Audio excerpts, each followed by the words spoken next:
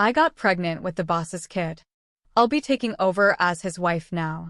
At that moment, something inside me snapped. Freja, my husband's mistress, had been mocking me, flaunting her youth, and trying to show she was better than me. She even took my job as the president's secretary, and now she's after my husband. Well, I won't hold back anymore. I'll make sure they both regret this. I decided to confront Philip and Freja. I signed the divorce papers Philip gave me, but I got a lot of money in return. They had a big wedding in Italy. A week later, I got a call from Freja. Hey, Philip hasn't come home. As his ex-wife, you must know where he is, right? She asked, sounding panicked. I laughed wickedly. Just as I thought, I kept quiet, but I knew where he was. I exposed my husband's terrible secrets. My name is Heta. I'm a 58-year-old housewife who works as the president's secretary at my husband Philip's company. Every day, I wake up at 6 a.m., earlier than my husband, to make breakfast. Then I go to work alone, cleaning and tidying the president's office so Philip can work comfortably. At 8 a.m., Philip arrives. Thank you, Heta. You cleaned again today, he says. I retie his tie. It's fine, dear. You want to work in a clean room, right? I reply. Philip and I were introduced by an acquaintance and have been married for 30 years, though we don't have children. Philip took over the company from his father-in-law, and it's doing well. We've had a good life. By the way, the new business you planned, Eric is going to fund it. The transfer was confirmed earlier, Philip tells me. That's great. Joe seems to like you. Your negotiating helped a lot, I say. The company is run by Philip as president and his brother, Eric, as chairman. Philip calls him Joe. I asked about another business Eric funded, and Philip looked annoyed. It's fine, I'll handle it, he said. Nothing special on today's schedule, right? I asked. Yes, because you mentioned it before, Philip replied, smiling. Good, good. Then Heta, there's someone I want to introduce to you. I'll bring them here, so wait for me. Understood, I said, feeling uneasy about his words. Soon, I heard laughter in the hallway. Philip's voice and a young woman's voice. As I wondered about their friendly tone, the office door opened. Kept you waiting, Heta, Philip said, looking pleased, but I forgot to respond to Philip, fixated on the woman sitting next to him. She was very young, with long, neatly arranged hair. She wore a miniskirt that showed off her thighs and a camisole that exposed her chest, as if she were dressed for a night out. Yet, she wore it impressively, and I was astounded by her youth. This is Freja. She'll be working here from today. Nice to meet you, Philip said. I was dumbfounded. Was this a joke? My husband introducing a young woman to me? This alone was bad for my heart. Moreover, we don't hire fresh graduates. Excuse me, but how old is Freja? I asked. She's 23. I met her at a bar with friends. We hit it off, and she's young and fresh. Gives me energy. Don't you think she'll boost the morale of our employees? Philip replied. He must be serious. I couldn't say anything in front of my husband's radiant expression. Then, Heta, please teach Freja the ropes. Philip continued. Freja is going to work as a general employee, right? Then wouldn't it be better if…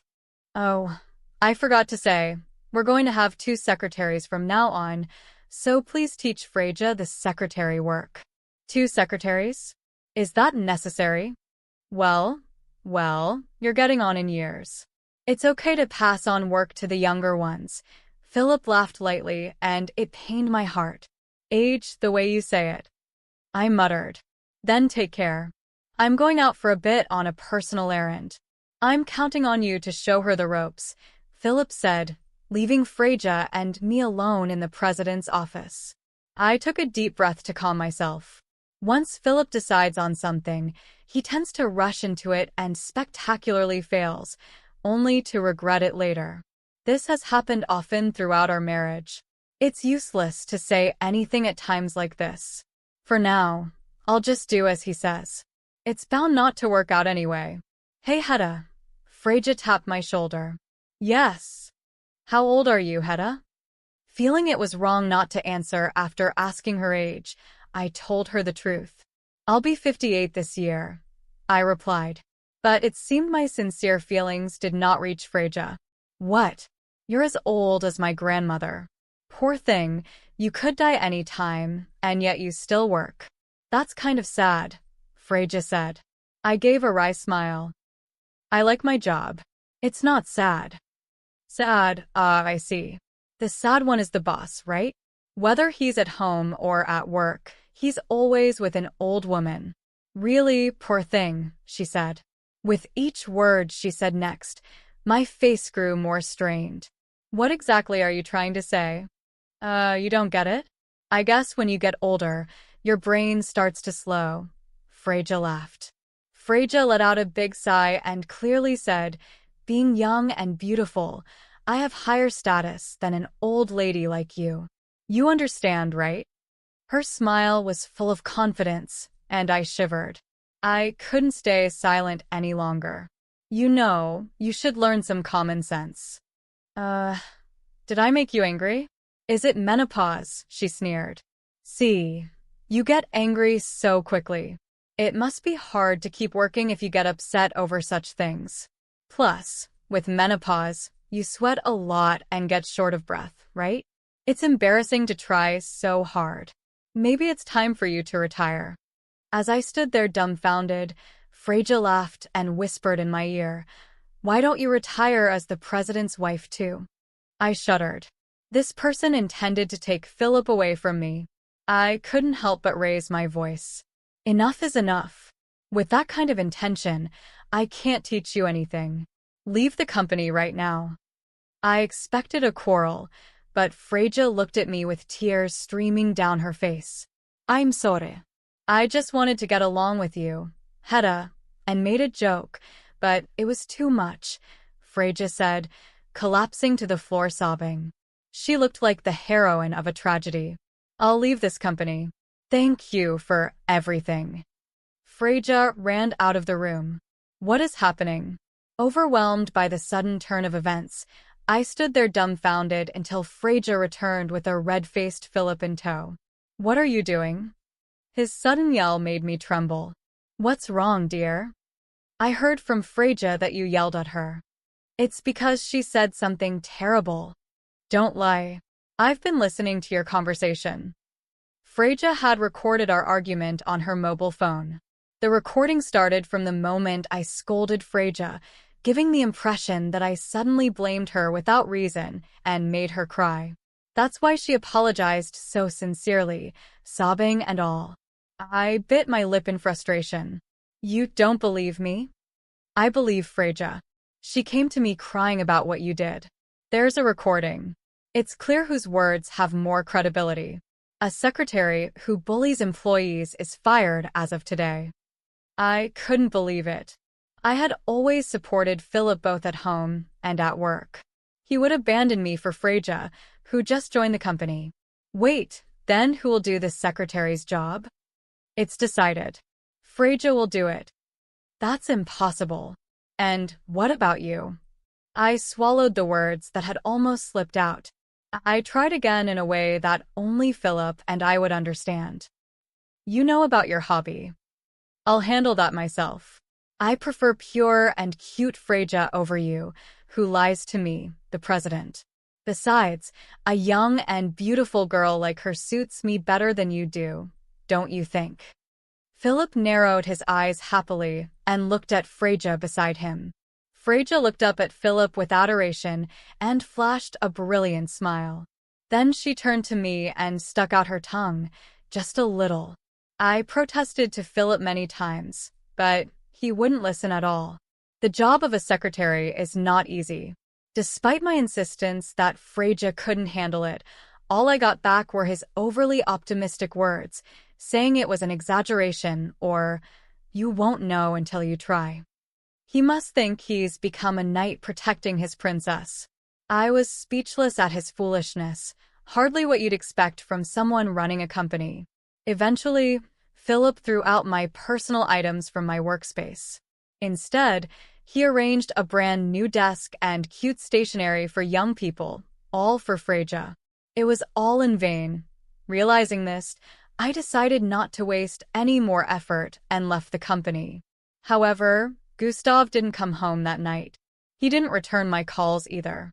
I thought it was just his way of getting back at me, but as a week, a month, 3 months passed, I grew anxious. One day, I was called to the company by Gustav and was heading to the president's office. Maybe he's finally understood how hard the secretary's job was. Thinking he might have decided to let Freja go and call me back, I knocked on the president's office door with a sliver of hope. "Come in," he said. As I opened the door, I was met with an unbelievable scene. Gustav, smiling happily, was holding hands with Freja beside him. The two of them looked at me and laughed joyously. "It's been a while, Hedda. We have some big news today," Gustav announced. "What is it?" I asked. "Actually, Gustav began, but Freja put her hand over his mouth. "Let me say it, okay? I want to thank the wife," Freja said, beaming. Gustav nodded deeply, and Freja continued, "We're getting married. Thank you for everything you've done for Gustav."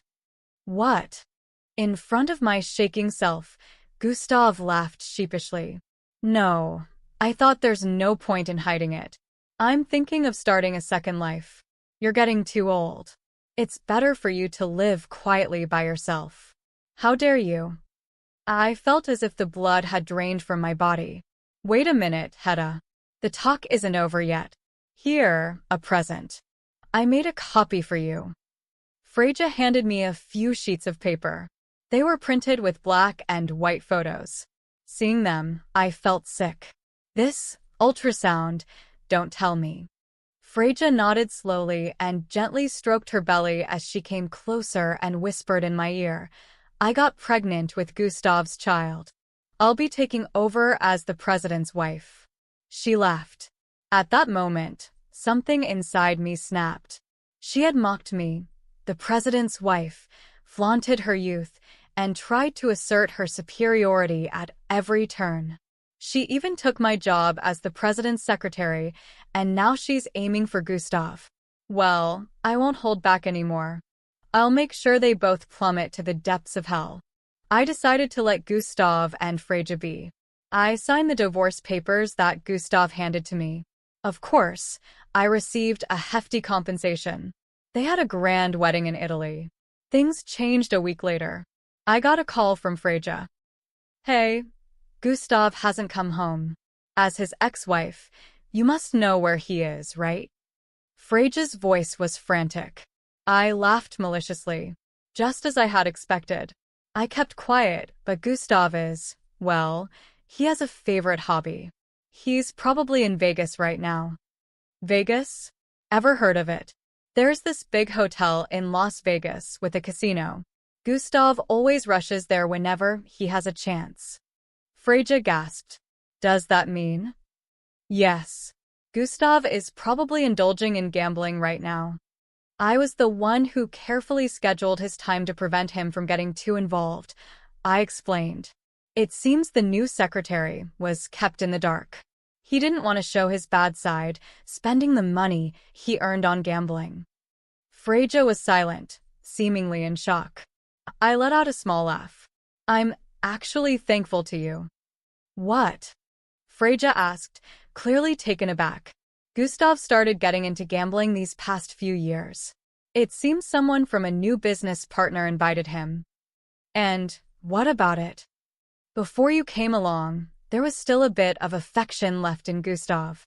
I was worried about him falling deeper into gambling, but now I've completely cut him off.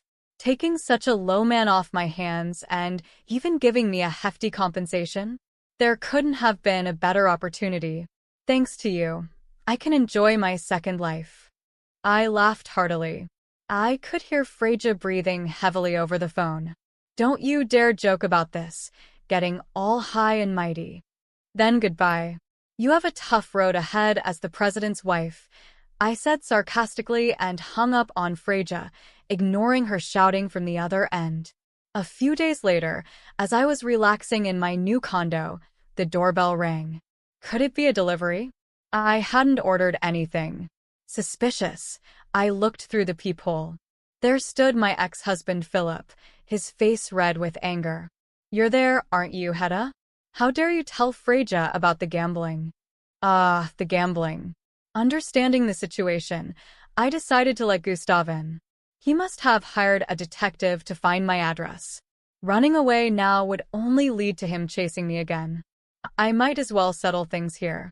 I had important information to share with him. I prepared a clear file of documents before opening the door. It's been a while, hasn't it? I greeted him with a graceful smile. What do you mean, it's been a while? After you ruined my family, how can you still smile?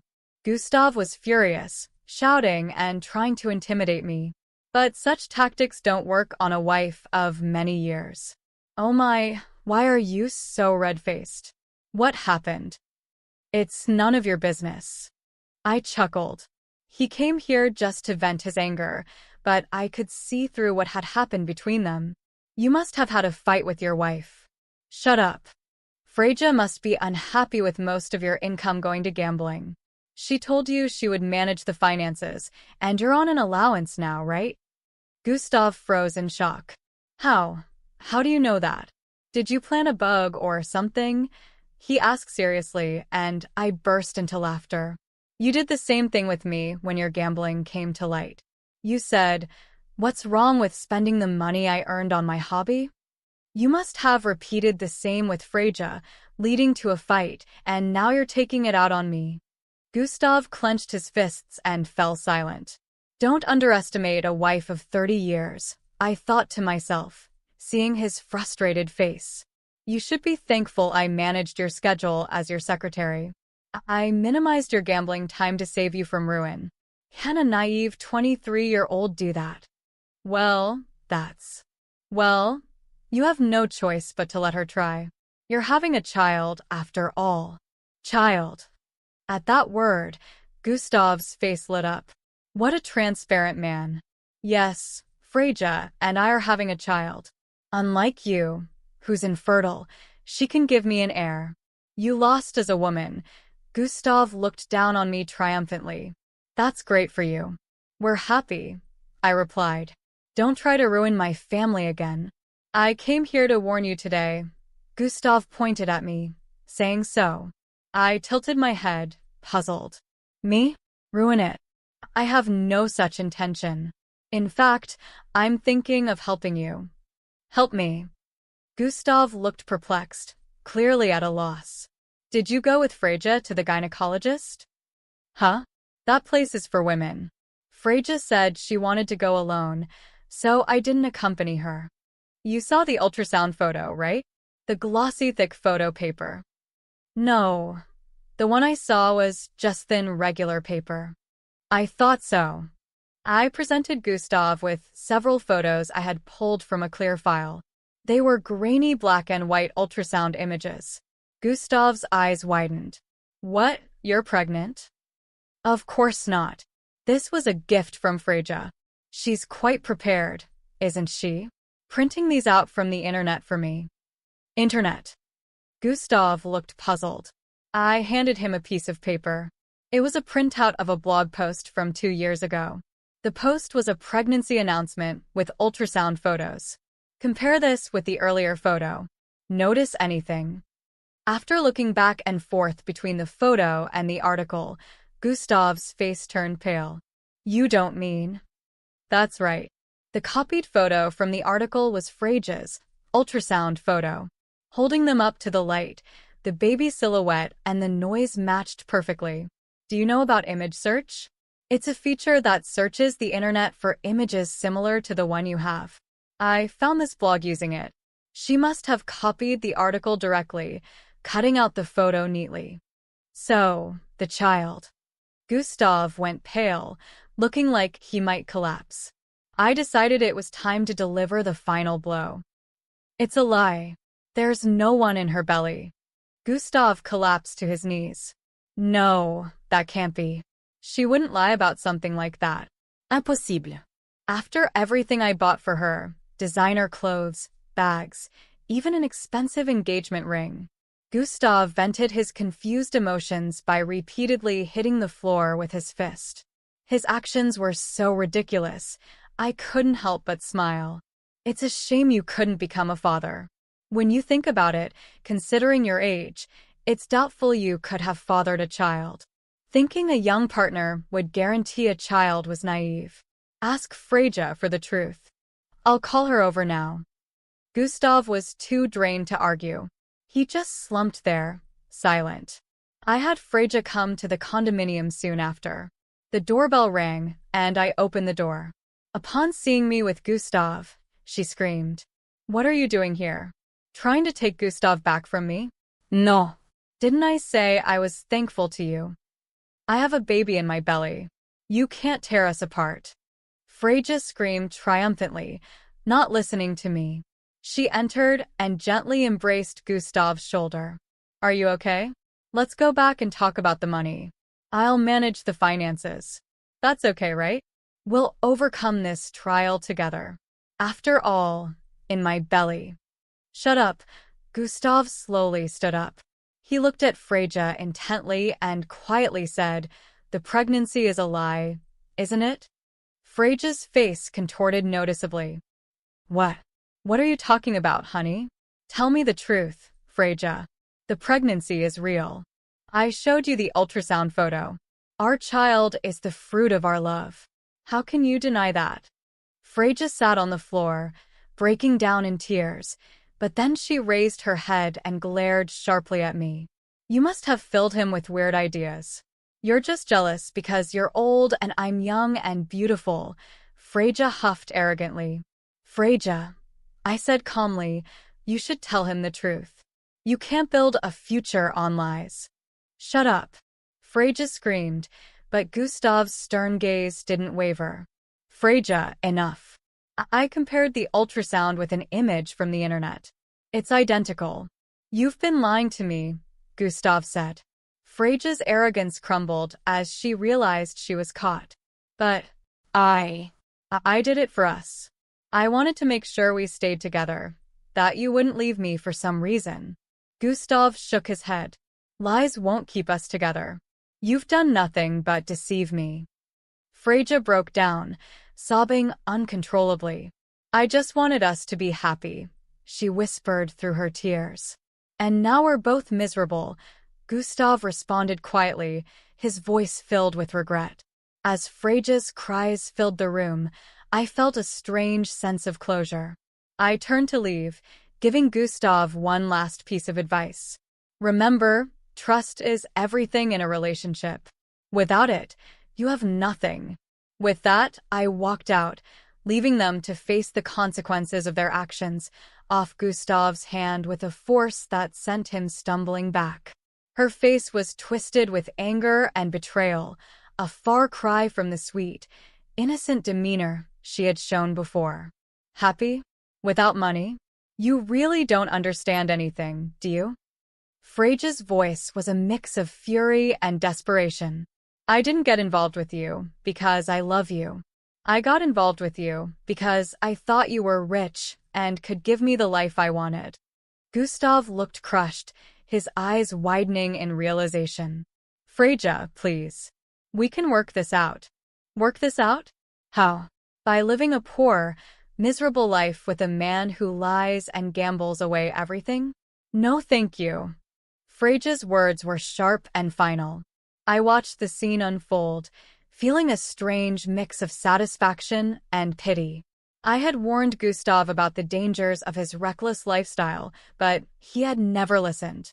Now, it was all falling apart right before his eyes. Freja, I interjected, my voice calm and steady, you should leave now. There's nothing left for you here. Freja looked at me, her eyes filled with a mix of hatred and sorrow. Without another word, she turned and stormed out of the condo, slamming the door behind her. Gustav sank to the floor, his shoulders shaking with silent sobs. I stood there, watching him for a moment, before finally speaking. Gustav, this is what happens when you build your life on lies and deceit. You lose everything that matters. He looked up at me, tears streaming down his face. What am I supposed to do now? Face the consequences of your actions. Own up to your mistakes. Maybe then, you can start to rebuild your life, piece by piece. Gustav nodded slowly, the weight of my words sinking in. For the first time in a long while, I saw a glimmer of understanding in his eyes. I'll turn myself in, he said quietly. I'll take responsibility for what I've done. I nodded in approval. That's the first step. And maybe, just maybe, you'll find a way to start over. As I left the condo, I felt a sense of closure. Gustav's downfall was tragic, but it was a necessary lesson. Life is not about wealth or status. It's about integrity and honesty. And now, both Gustav and Freja would have to learn